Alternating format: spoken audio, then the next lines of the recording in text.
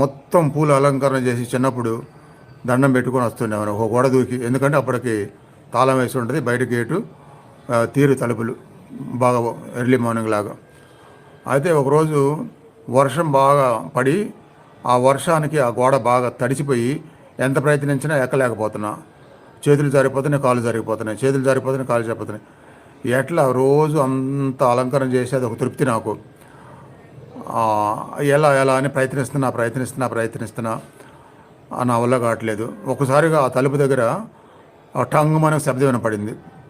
ఒకసారి ఉలిక్కిపడి ఏంటా అని నేను ఆ తలుపు వైపు చూస్తే ఆ తలుపుకి వేసిన తాళంకి ఉన్న గొల్లెం గడి, ఇప్పుడు మనకి ఊర్లలో గొలుసులాగా గొల్లెం పెట్టి దానికి తాళం వేస్తారు కదా, అలాంటిది. అది తాళంలో నుంచి ఊడిపోయి తలుపుకి ధనమని కొట్టుకొని ఆ శబ్దం వచ్చింది.